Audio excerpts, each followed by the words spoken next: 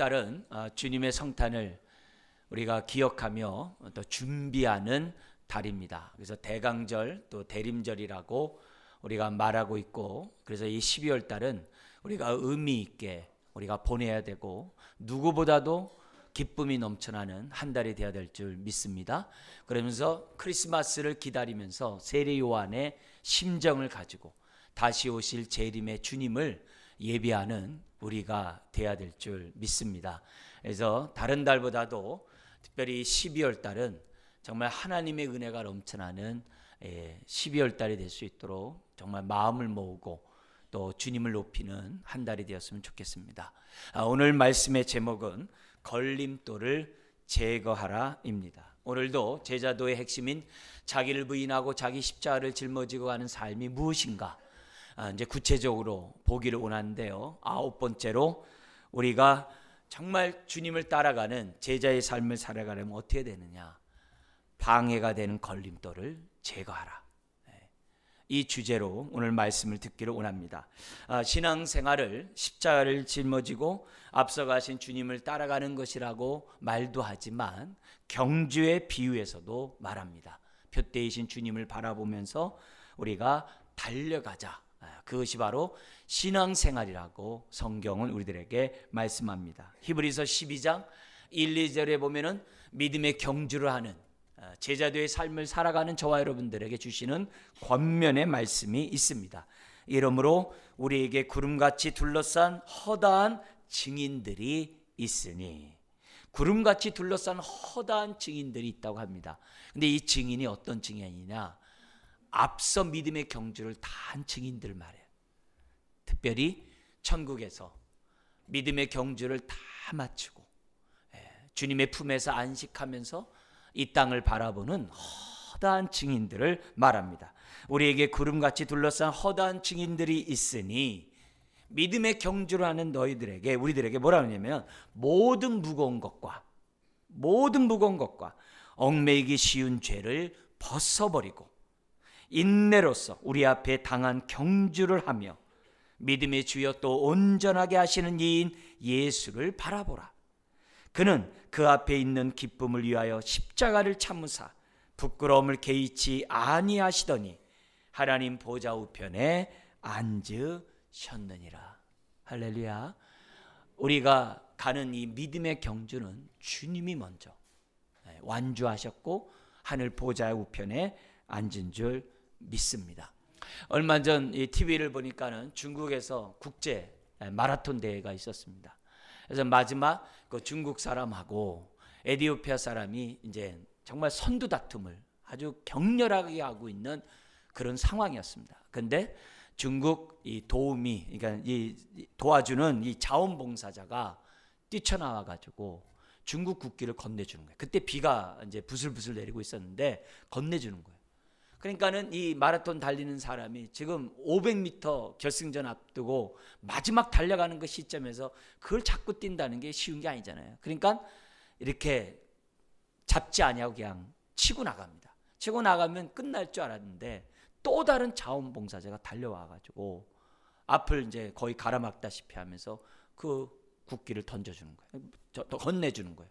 그러니까 이 사람이 이제 어쩔 수 없이 이제 그 국기를 붙잡고 그 비 오는데, 그것도 작은 것도 아니라 큰 국기를 붙잡고 막 이렇게 뛰다가 얼마 정도 있다가 그 국기를 갖다 이렇게 떨어뜨리고 뛰어가는 겁니다.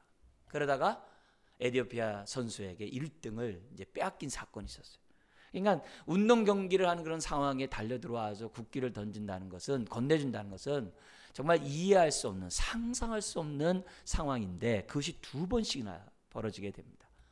자, 그 결과는 중국에서 어떻게 됐을까요? 개인의 우승보다 중요한 게 국가의 명예인데 어떻게 국기를 땅에 떨어뜨리냐 이게. 그래서 막 비난을 합니다. 그리고 그 운동선수는 죄송하다고 사과를 하는 그런 일이 이제 벌어진 겁니다. 그건 누가 보더라도 그거는 해서는 안 될 행동했음에도 불구하고 누가 누구를 사과해야 되는지 모르는 그런 상황이 이제 벌어진 거죠. 이제 그게 중국이죠. 그죠? 근데 나중에 또 이렇게 기사를 이렇게 보니까 앞으로는 이렇게 뛰어가는 사람들에게 국기를 건네주는 것을 이제 금한다 이렇게 결정했다고 그래요. 그럼 왜 자원봉사 뛰어들었냐? 1등에서 3등까지 하는 사람들에게는 그 국기를 흔들면서 들어오도록, 그래서 이 중국의 위대함을 만천하에 보여줘야 된다는 것이 대회 규정이었다고 그래요. 그러니까 자원봉사자가 그냥 뛰어든 게 아니라 규정에 따라서 지금 1등으로 막 들어오고 있으니까 그 국기를 이제 넣어준 거죠. 그 결과 1등을 못하고 이제 에티오피아 선수가 1등했던 장면이 이렇게 TV에 나온 것을 보게 됩니다. 여러분, 마라톤을 달리는 사람들에게 있어서 가장 중요한 것은 몸을 최대한 가볍게 하는 겁니다. 저도 군대에서 구보를 많이 해봤습니다만 완전 무장을 하고 구보를 하다 보면 정말 뭐든지 더그닥거리는 그런 거 하나하나가 그렇게 힘들 수가 없어요. 심지어는 군복에 이렇게 핀 하나 꽂혀 있는 것도 너무 무겁게 느끼는 것이 이게 이 구보거든요. 뛰는 거거든요. 더구나 마라톤을 뛰고 있는 사람들에게 있어서 뭔가 거치장스러운 것이 있다고 한다면 안 되겠죠. 오늘 성경을 저와 여러분들에게 오늘 신앙생활을 경주에 빗대고 있다는 사실을 저와 여러분들은 잊어서는 안 됩니다. 그래서 우리에게 있을 수 있는 무거운 것, 모든 무거운 것과 심지어는 얽매이기 쉬운 죄악이 있다고 한다면 빨리빨리 벗어던져서 정말 표대이신 주님을 향하여 저와 여러분들이 믿음의 경주를 해야 될 줄 믿습니다.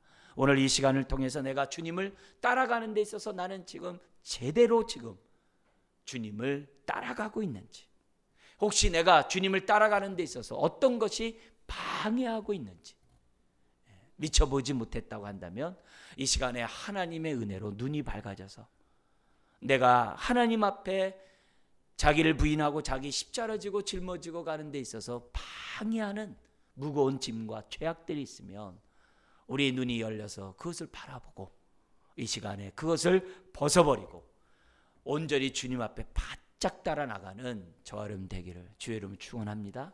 여러분, 주님을 바짝 따라가는 것이 왜 중요하냐? 베드로는 잡혀간 주님을 따라갈 때 멀찍이 따라갔다라고 성경에 기록되어 있어요. 베드로가 주님을 바짝 따라가서 주님과 함께 정말 이렇게 붙잡혔다고 한다면은 여종 앞에서 3번씩이나 부인하는 그런 죄악을 범하지 않을 수 있었을 거예요. 그 안에 있는 두려움의 이 걸림돌이 베드로로 하여금 예수님을 3번씩이나 부인하게 만들었다는 거죠. 그 이유는 멀찍이 따라갔기 때문에 그는 3번씩이나 부인한 거죠. 만약에 베드로가 바짝 주님을 쫓아가서 그가 신앙생활하고 정말 주님과 함께 있었다고 한다면 3번 부인하는 일은 없을 것입니다. 오늘도 우리들이 신앙생활하면서 무엇 때문에 내 삶을 온전히 주님 앞에 맡기지 못하는가?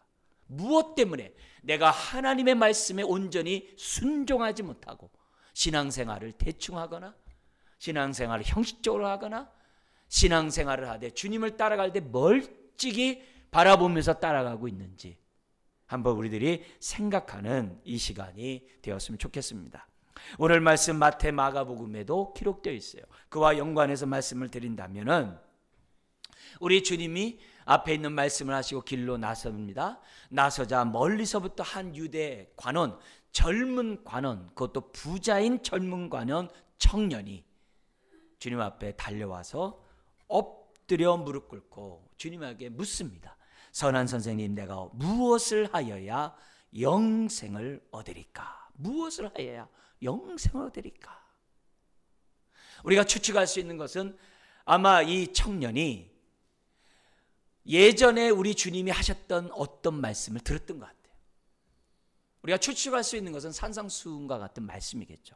산상수훈에 보면 어떤 말씀이 있습니까? 너희들이 서기관과 바리새인과 같이 살면은 서기관과 바리새인보다 더 나은 의의 삶을 살지 않으면 천국 못 간다. 나더러 주여 주여 하는 자마다 천국 가는 것이 아니라 아버지의 뜻대로 행하는 자가 천국에 간다. 아마 그런 말씀들을 이 청년이 들었던 것 같아요. 원래 유대인들은 아브라함의 은혜 때문에 자기네들은 자연스럽게 천국 간다라고 다 믿고 있었어요. 근데 그랬던 그들에게 우리 주님이 바리새인과 서기관보다 더 나은 의의 삶을 살지 않으면 천국 가지 못한다라고 메시지를 들으니까 이 청년이 보통 근심이 된 게 아닌 거예요. 그러니까 헐레벌떡 달려와가지고 주님 앞에 무릎을 꿇고 지금 묻는 거예요. 내가 무엇을 하여야 영생을 얻으리까? 무엇을 해요? 여러분, 오늘날도 이 말씀을, 예수님의 말씀을 잘못 이해해서 오늘도 무엇을 행해야 천국 갈 수 있다라고 생각하는 사람들이 많죠.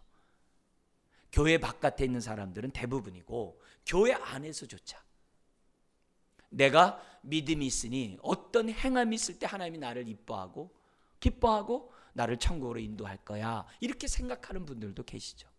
아니죠.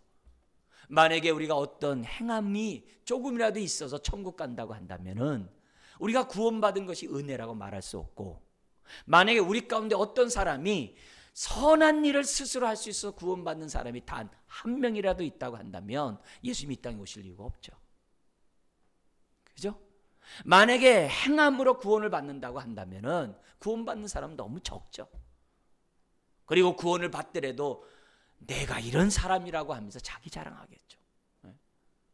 대부분의 많은 사람들은 구원받지 못할 거예요. 이거는 공평하지가 못하죠. 그리고 이것은 하나님의 은혜일 수가 없는 거죠. 그렇다고 우리 기독교인들이 선한 행실과 무관하냐? 그렇지 않죠. 오해하면 안 되죠. 행함으로 너의 믿음을 보이라고 하는 것처럼 열매를 보아 그 나무를 살아있는 죽었는지 알 수 있는 것처럼 행함이 있을 때 내 믿음이 진짜인지 가짜인지를 우리는 알 수 있는 거죠. 선한 행실은 열매이지 우리가 뭐예요? 그것 때문에 우리들이 구원을 받는 것이 아님을 우리는 잘 알고 있죠. 오해해서는 안 되죠. 그런데 우리 주님 앞에 선선한 선생님 무엇을 하여야 영생 얻으리까라고 하는 이 질문 앞에 우리 주님이 이렇게 답변을 하십니다. 우리 다 같이 우리 19절 말씀 읽겠습니다. 예수께서 이르시되 내가 어찌하여 나를 선하다 일컫느냐? 하나님 한 분 외에는 선한 이가 없느니라. 하나님 한 분 외에는 선한 이가 없느니라. 이 말은 무슨 말이에요? 예수님은 모든 영광을 하나님께로 올리고 있는 거예요. 그리고 사람들이 자신을 통하여 하나님을 보기 원하지 자신에게 머물기를 원치 않아요. 여러분, 이것은 앞서가는 모든 사람들이 가져야 될 태도예요. 어떻게 보면 우리가 이것도 우리에게 개인에게 적용해 본다고 한다면 우리는 사람들이 나를 통해서 하나님을 보고 하나님께 집중하도록 해야 되는데 때로는 나에게 시선이 머물도록 하고 싶어하는 욕심이 있어요. 사람들로 하여금 인정받기 원하고 칭찬듣기 원하고 사람들 앞에 으뜸되기를 원하는 우리들의 마음이 있어요. 이런 마음은 다른 사람들이 하나님 앞에 가는 데 있어서 걸림돌이 되게 됐겠죠. 그죠? 걸림돌이 되게 하겠죠. 오늘 우리 주님은 모든 영광을 자신에게 집중하는 것이 아니라 하나님께로 지금 올려드리고 있어요. 자신이 아니라 하나님께로 집중하도록. 우리 주님은 지금 그 청년에게 그리고 주변에 있는 사람들에게 답변하고 있어요. 그러면서 이런 질문을 합니다. 내가 계명을 안 하니 간음하지 말라, 살인하지 말라, 도둑질하지 말라, 거짓 증언하지 말라, 내 부모를 공경하라 하였느니라. 여러분, 사실 이 청년의 질문이 예수님 보실 때 맞을까요? 틀릴까요? 틀린 걸 잘 아세요. 무엇을 행하여 영생 얻는다? 그것이 틀렸다는 것을 우리 주님은 잘 알고 계세요. 근데 그 자리에서 틀렸다, 옳고 그름을 얘기하거나 그의 잘못된 질문을 고쳐주는 것이 아니라 중심을 보신 주님은 그것을 통해서 이 청년이 바뀔 거라고 생각하지 않는 거죠. 오히려 잘못된 질문이지만 있는 그대로 우리 주님이 받으세요. 어떤 의도가 있는 거죠. 의도가 있는 거죠. 다음 무엇인가 말씀하고자 하는 의도가 있기 때문에 잘잘못을 논함으로 마음 문을 닫게 하는 게 아니라 그 잘못된 질문이라도 주님이 있는 그대로 받으세요. 그러면서 10계명 중에서 5계명에서 9계명까지 내용을 말씀하세요. 그러자 이 청년이 21절에 뭐라고 얘기합니까? 이것은 내가 어려서부터 다 지켰나이다. 여러분, 이 청년이 그렇게 고민하고 근심하는 가운데 주님 앞에 엎드려서 질문했는데, 감사하게도 내가 어려서부터 잘하고 있는 그 계명을 주님이 지키라고 얘기하니까 이 청년의 마음이 얼마나 안심이 되겠어요? 얼마나 위안을 받겠어요? 야, 내가 잘 살았네. 내가 잘 살았네. 아마 그렇게 생각했을 것입니다. 그러면서 아마 무릎을 털고 일어났는지 몰라요. 그런데 22절, 우리 주님은 그 청년에게 정말 하시고 싶은 말씀을 하십니다. 같이 한번 읽겠습니다.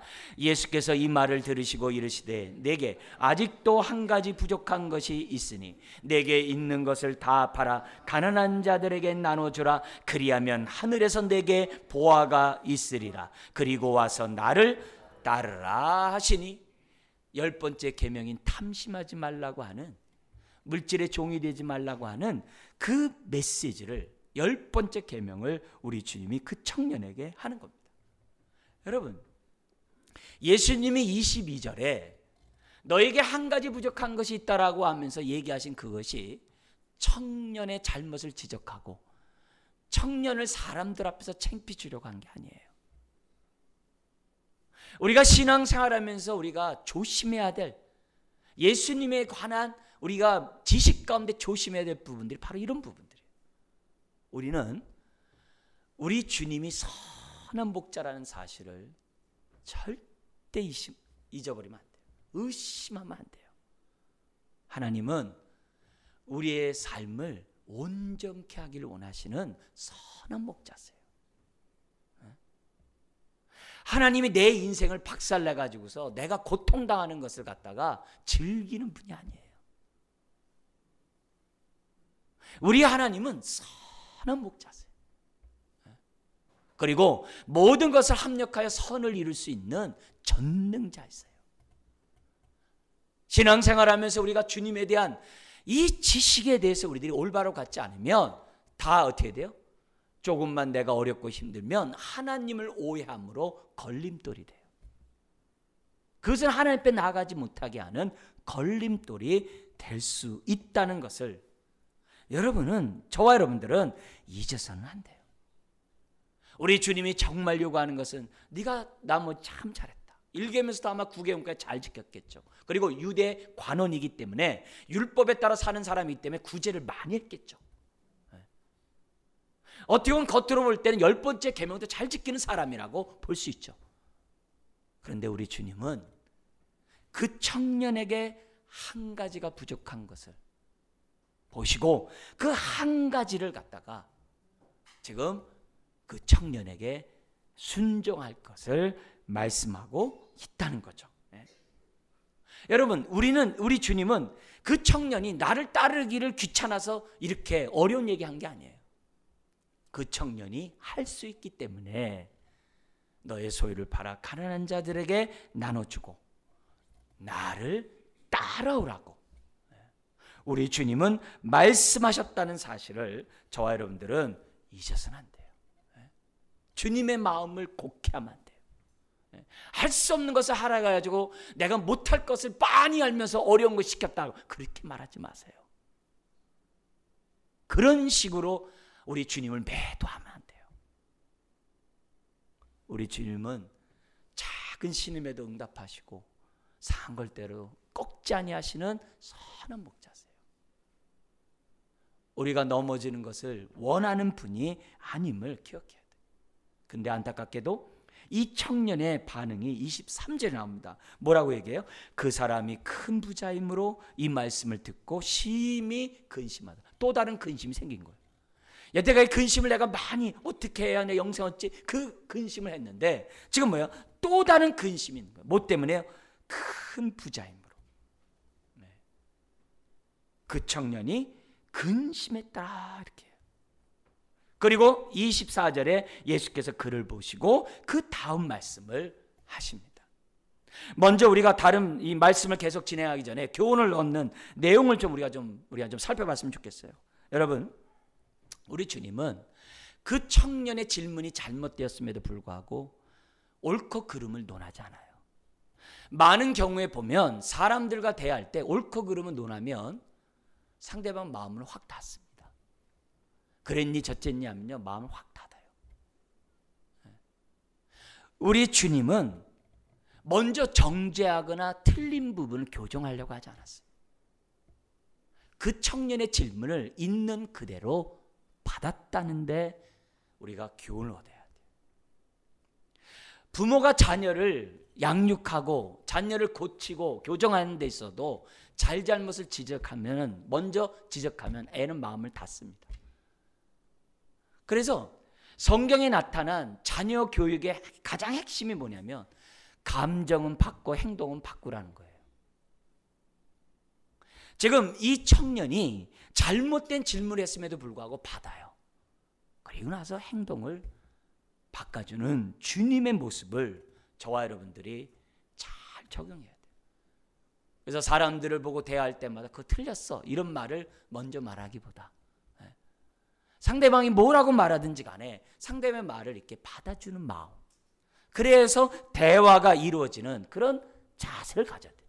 처음부터 마음을 확 닫아버리는 그런 대화들을 했다가는 우리가 어떻게 돼요? 내가 그 사람에게 걸림돌이 되어서 그 사람은 나 때문에 하나님 앞에 나오고 나 때문에 신앙생활을 하는데 넘어지게 하는 도구가 될 수 있다는 사실을 잊어서는 안 돼요.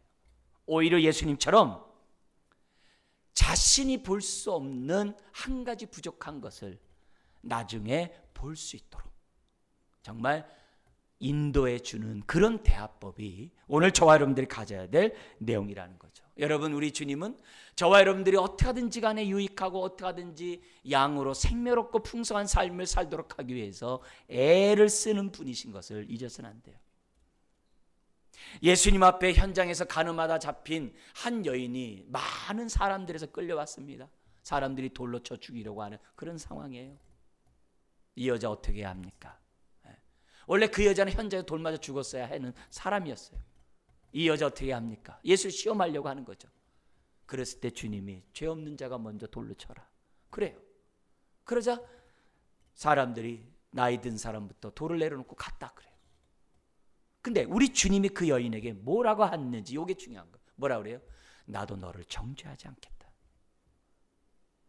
정죄하지 않겠다. 그리고 나서 명령을 합니다. 다시 범죄하지 말라. 이렇게 얘기해요. 항상 주님의 그 사람을 대하는 태도가 이래요. 이래야 이 여인도 사는 거고 저와 여러분들도 지금 살아서 이 자리에 오는 거예요. 사람들과 대하다 보면은 상대방이 똑똑하고 상대방이 또 얻을 것이 있으면 그 사람과 계속 만나고 만남으로 많은 정보를 얻고자 하는 유익이 있어서 기분이 좋아요. 그렇지만 그런 사람이 있는 반면에 어떤 사람을 만나면 왠지 모르게 내 자존감이 세워지고 왠지 모르게 내가 위로를 받고 왠지 모르게 나도 할 수 있다라고 하는 생각을 주는 사람들이 있어요. 그런 사람들은 참 귀하죠. 가장 대표적인 사람이 예수님이죠. 그래서 예수님과 교제하다 보면은 내가 위로를 받고 내가 하나님의 형상을 따라 지음받은 사람이라는 것을, 하나님의 자녀라는 것을 자꾸 이렇게 인식시켜주고 믿음으로 세상을 얼마든지 살아갈 수 있다라고 격려하고 소망을 우리 주님이 주는 것을 우리는 주님과 교제할 때마다 경험하지 않습니까? 그런 의미에서 오늘 저와 여러분들이 사람들과 대화할 때 어떤 마음의 자세를 가지고 대화를 하는지, 내가 혹시 상대방에게 마음문을 닫게 하는 걸림돌은 아닌지를 살펴봐야 한다는 거죠.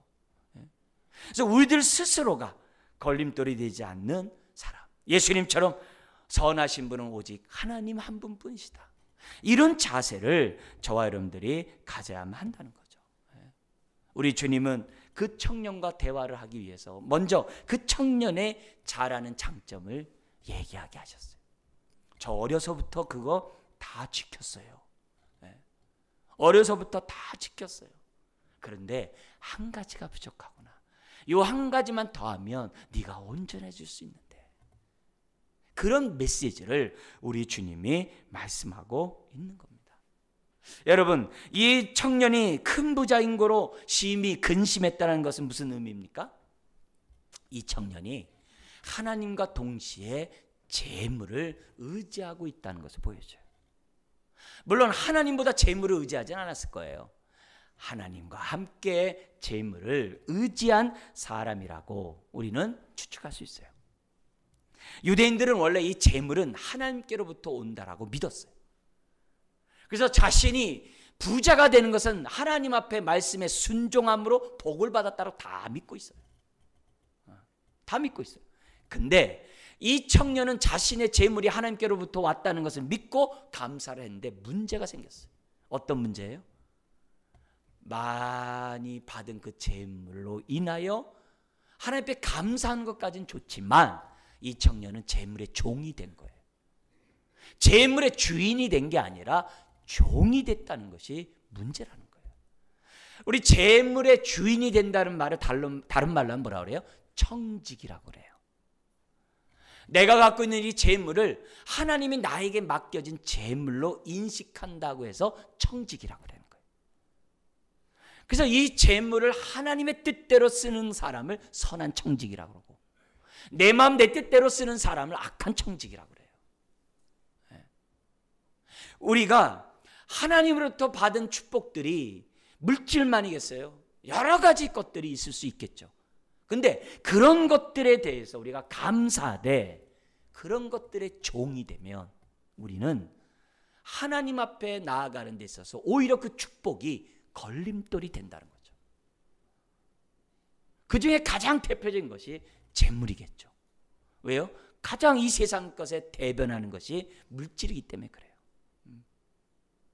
하나님부터 복을 받았는데 아이러니하게 역설적으로 그것 때문에 하나님 앞에 나아가는데 걸림돌이 된다고 한다면 차라리 가난한 게 낫겠죠.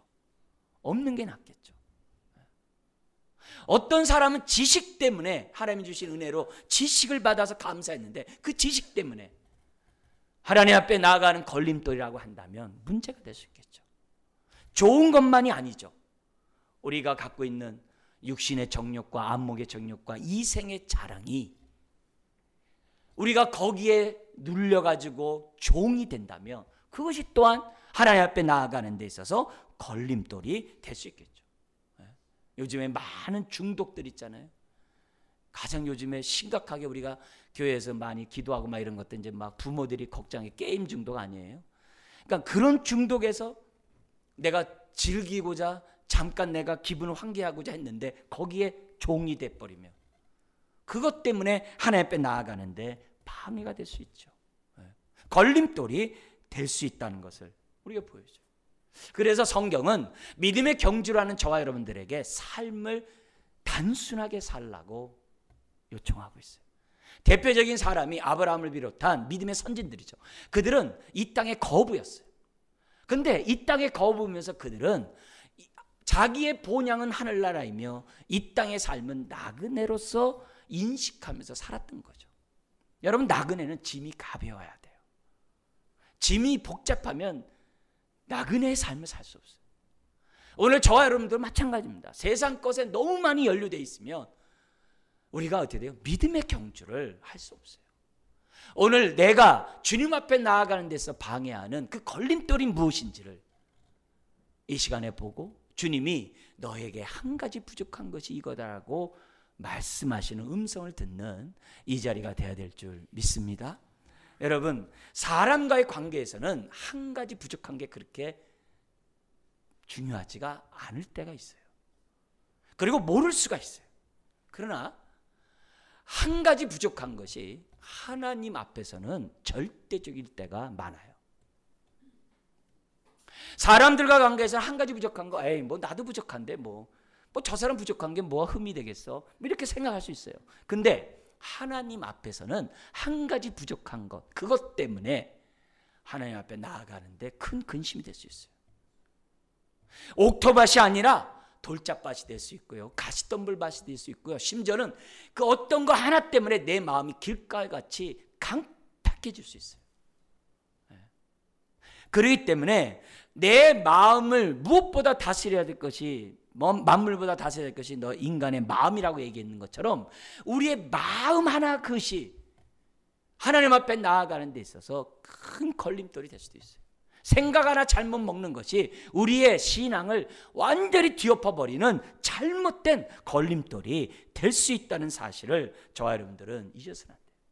그래서 우리가 신앙생활하면서 뭐가 내가 어린아이가 엄마 품에 완전히 안기듯 주님 품에 완전히 안기지 못하는가, 뭐가 내가 하나님을 믿고 의지하는데 이렇게 전적으로 의지하지 못하게 하는가, 왜 내 신앙이 멀찍이 떨어가는 신앙생활이고 왜 내 신앙생활이 대충하고 왜 형식적인가, 왜 좀 하나님의 나라를 위하여 사는 그 열정이 왜 생각만 있고 내 삶이 그러지 못하는가, 무엇이 한 가지가 부족해서 왜 그런 일이 있는가 생각하는 저와 여러분들이 되어야 돼요. 그렇지 않으면 30년 40년 믿어도 우리는 어떻게 돼요?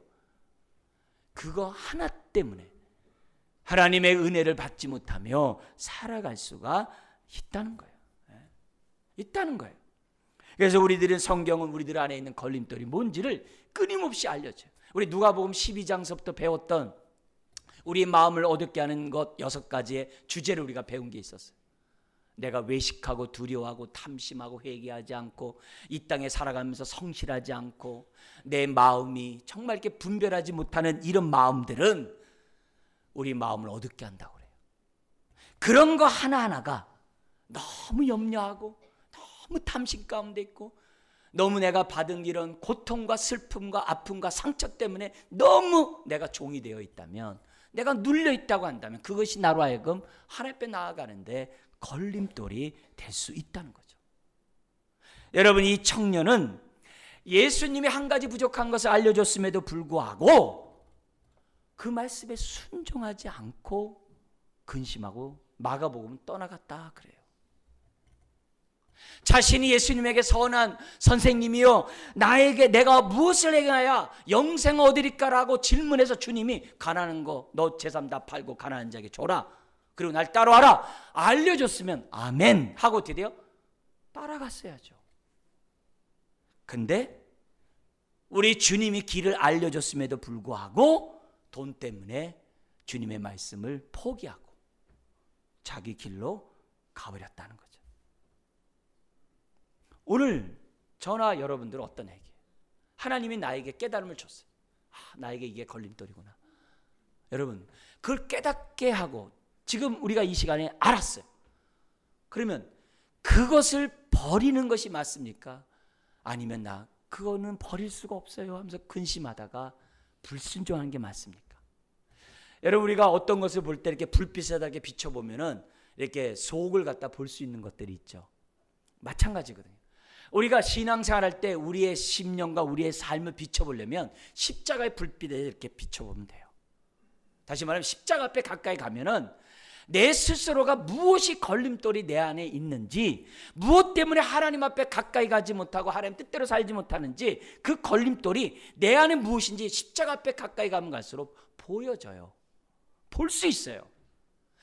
정말 우리가 하나님의 말씀을 대면하면서 정말 십자를 생각하면서 하나님의 말씀을 대면하면 내가 하나님 앞에 나아가는데 방해하는 그 걸림돌이 뭔지를 하나님 보게 하세요. 어떤 사람에게 내가 받은 큰 상처일 수도 있어요. 이 청년은 돈이었어요. 어떻게 해서 벌은 돈인데. 어떤 사람은 다른 또 자기 나름대로 가치일 수 있죠. 어떤 사람은 옳고 그름을 따지는 공의일 수도 있겠죠. 그 어떤 것 때문에 사람들이 어떻게 돼요? 하나님 앞에 나아가는 데 있어서 내가 걸림돌이 된다고 한다면은 오늘 우리 주님이 말씀하는 거예요. 얘야, 너에게 이 부족한 거 그거 내가 지금 보여줬으니 이 청년처럼 근심마다 돌아가지 말고 그것을 벗어버릴 수 있는 사람이 되도록 하거라. 지금 그 얘기하는 거죠. 여러분, 이 청년처럼 돌아가는 게 맞습니까? 아니면 하나님 내가 그렇게 할 수 있도록 은혜를 달라고 능력을 달라고 기도하는 게 낫겠습니까? 오늘 이 메시지 속에서 우리는 정말 나를 향한 하나님의 음성이 뭔지를 저와 여러분들은 들어야 될 줄 믿습니다. 24절 25절에 보면은 지금 근심한 그 청년이지만 마가복음에 보면 돌아가고 있는 그 청년을 보면서 얘기하는 거예요. 그래서 청년을 보면서 우리 주님은 제자들에게 이런 말씀을 하십니다. 24절 25절 읽겠습니다. 예수께서 그를 보시고 이르시되 재물이 있는 자는 하나님의 나라에 들어가기가 얼마나 어려운지 낙타가 바늘귀로 들어가는 것이 부자가 하나님의 나라에 들어가는 것보다 쉬우니라 하시니라. 여러분, 이 말은 부자는 천국 가기 어렵단 말이 아니에요.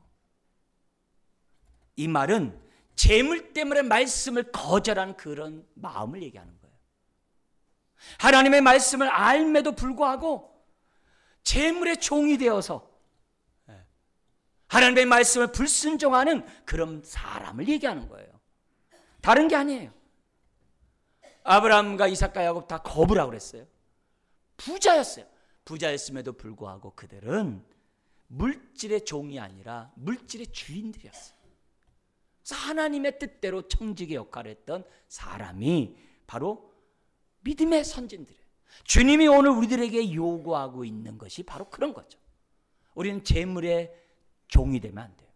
하나님이 주신 재물의 주인이 돼야 돼요. 하나님의 뜻대로 쓰고자 하는 주인이 돼야 돼요. 시간도 마찬가지입니다. 시간의 종이 되면 안 돼요. 우리는 시간의 주인이 돼야 돼요. 시간의 주인이 되는 게 성경은 뭐라고 그래요? 세월을 아끼는 것이다 그랬어요. 에베소 5장에. 그 세월을 아낀다는 말을 다른 말로 하면은 세월을 구속하다는 말이 원문이에요. 그게 세월을 구속하는 거예요. 세월을 의미 있게 보내는 거예요. 세월을 하나님의 뜻대로 사는 것이 세월을 구속하는 거예요. 그게 아끼는 거예요. 근데 시간의 종이 되면 세월을 다 까먹는 거예요. 우리가 그리스도인들은요, 월요병이 있으면 안 돼요. 무슨 말입니까? 주일날 성령 충만해서 하나님의 은혜 가운데 영육간에 안식을 하고 월요일날 어떻게 돼요? 우리의 선교 삶의 현장에 우리가 뭐예요? 생명의 빛으로 우리가 나가고자 하는 마음으로 시간의 주인이 돼야 돼요. 월요병에 시간의 종이 돼가지고 파김치가 돼가지고 그냥 나 건들리면 내가 가만 안 놔도 하면서 인상 쓰면서 출근해 보세요. 이거는 그리스도인의 모습이라고, 시간을 구속하는 성도의 모습이라고 말할 수 없는 거거든요. 그래서 기도해야 돼요. 하나님, 시간의 종이 되는 게 아니라 주인이 되어서 하나님의 뜻대로 내가 시간을 쓸 수 있도록 해주십시오. 재물과 똑같은 거예요. 그런 모습을 오늘 우리 주님이 지금 지적하고 있는 거예요. 물질이 모든 것이냐 생각하면서 하나님 말씀마저 거절했다가는 천국에 들어갈 수 없다는 거예요. 그러자 26절에 주변의 사람들이 이 말 듣고 탄식하듯이 얘기합니다. 아, 누가 구원받지? 누가 구원을 받을 수 있을까? 저런 관원도 구원받지 못하고 저러는데 나는 지금 어떻게 될까? 여러분, 여기서 우리가 주목해야 될 것은 지금 예수님이 지금 여기 뭐라 했어요? 주님이 뭐라고 얘기하는 것보다도 주님이 문제를 지적하자 순종의 반응을 보인 것이 아니라 근심의 반응을 보였다는 그 사실에 우리는 주목해야 돼요. 여러분, 우리는 그 주님의 말씀에 근심할 것이 아니라 뭐로 반응해야 돼요? 순종해야 한다는 것을 우리는 주목해야 돼요. 그러면 이렇게 얘기해야 돼요. 아니, 누가 구원 얻을 수 있어요? 그런 게 아니라 우리는 27절의 말씀을 생각하면서 달리 생각해야 돼요. 우리 27절 한 번 더 읽어볼까요? 이르시되 무릇 사람이 할 수 없는 것을 하나님은 하실 수 있느니라. 구원은 스스로 얻는 것이 아니라 영생은 하나님이 주시는 거예요. 우리의 삶은 스스로 개척하는 게 아니라 하나님의 은혜와 능력으로 개척해 나가는 거예요. 우리의 행복은 스스로에게 있는 것이 아니라 하나님의 손에 달려 있다는 사실을 저와 여러분들이 잊어서는 안 돼요. 이걸 잊으면 안 돼요. 오히려 불순종하는 반응을 할 것이 아니라 주님이 말씀하실 때, 주님, 저가 버릴 수 없는 지금 저의 마음인데 이걸 버릴 수 있도록 나에게 은혜를 주세요. 이걸 내가 버릴 수 있도록 나에게 은혜를 주세요. 내가 순종할 수 있도록 은혜를 주세요. 이렇게 반응하면 오늘 27절의 말씀처럼 하나님이 하실 수 있는 거예요.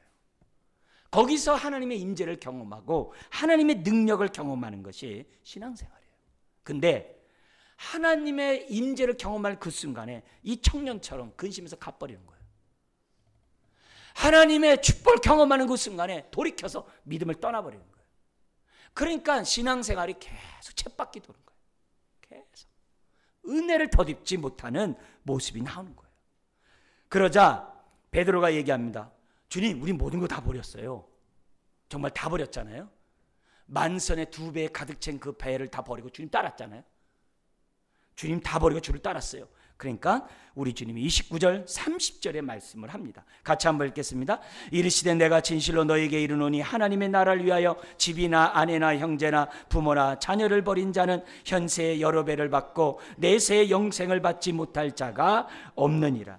여기 두 가지를 아셔야 돼요. 첫 번째는 우리가 신앙생활할 때 우선순위를 분명하라는 거예요. 여기서 버린 자란 얘기는 집, 아내, 형제, 부모를 갖다 무시하라는 얘기가 아니에요. 우선순위라 이게. 집, 아내, 형제, 부모가 걸림돌이 되지 않도록 하라 이거예요. 주님을 따라오는데 그것이 걸림돌이 되지 말라. 이게 첫 번째예요. 두 번째는 이런 자는 두 번째 말씀이 뭐냐면 현세 축복이 있다는 거예요. 그게 두 번째. 영생은 그건 말할 것도 없고 오늘 그렇게 결심하는 그 자리에 그 현실에서 100배의 축복이 있다는 거예요. 여기선 여러 배지만 마가복음 100배라고 얘기를 해요. 여러분 100배의 축복이 뭐예요? 충만하다는 거죠. 충만하다는 것을 얘기해요. 내가 우선순위로 하나님을 섬겼더니 우리 가정을 지켜줘요. 내 자녀를 지켜줘요. 내 물질을 지켜줘요. 내 건강을 지켜줘요. 내 모든 것을 지켜주신다 이 말이에요. 이게 현세의 100배예요. 근심으로 돌아가는 그 사람이 뜻대로 했다면 하나님의 평강이 그를 지배할 거예요. 그 은혜를 준다는 거예요. 우리가 물질로 해결할 수 없는 것도 해결해 주신다는 것도 100배예요. 내 힘으로 할 수 없는 것을 하나님이 해결해 준다는 것도 100배예요. 그게 100배의 축복. 앞이 캄캄하고 내가 어떻게 살 수 없는데 바울과 실라처럼 감옥에서 찬송과 기도를 부르게 하는 것, 그것이 100배의 축복이에요. 나 이제 끝났다 했는데 거기서 찬송과 기도를 바울과 실라가 감옥에서 찬송 부르듯이 내가 찬송을 부를 수 있도록 하나님이 해주신다는 게 100배예요. 물질을 다 잃어버렸는데 물질을 찾게 하는 게 100배일 수 있고 건강을 찾게 하는 게 100배일 수도 있고 주님 앞에 나아가는데 조금이라도 부족함이 없도록 현세 지금 하나님이 주신다는 것이 100배의 축복이라는 것을 잊지 말라는 거예요. 그러니까 내가 내놨더니 모든 걸 얻는 축복이라는 거예요. 우리가 재물의 종이 되면 재물이 나를 지킬 수가 없어요. 세상의 종이 되면 세상이 나를 지켜줄 수가 없어요. 우리를 지켜줄 수 있는 분은 주님 한 분뿐인 줄 믿습니다. 사랑하는 성도 여러분, 자기를 부인하고 자기 십자가를 짊어지고 주님을 따라가는 데 있어서 나에게 한 가지 부족한 점이 무엇인지를 꼭 보셔야 돼요. 뭐 때문에 내가 주님 앞에 전적으로 달려들어가지 못하고 있는지를, 주님 앞에 온전히 하나 되지 못하는지를 볼 수 있어야 돼요. 내 신앙이 정말 진보가 있어야 되고 하나님의 부흥이 있어야 되는데 못하게 하는 원인이 뭔지를 볼 수 있어야 돼요. 그래서 우리 마지막에 우리 사도 바울과 같은 고백을 하는 저와 여러분들이 되기를 원합니다. 우리 말씀 읽어드리고 마치겠는데요. 나는 선한 싸움을 싸우고 달려갈 길을 마치고 믿음을 지켰으니 이제 후로는 나를 위하여 의의 면류관이 예배되었으므로 주 곧 의로우신 재판장이 그날에 내게 주실 것이며 내게만 아니라 주의 나타나심을 사모하는 모든 자에게도 우리 하나님이 주신다라고 우리 선한 싸움 다 달려가기를 주의 이름으로 축원합니다. 기도하겠습니다. 하나님 아버지,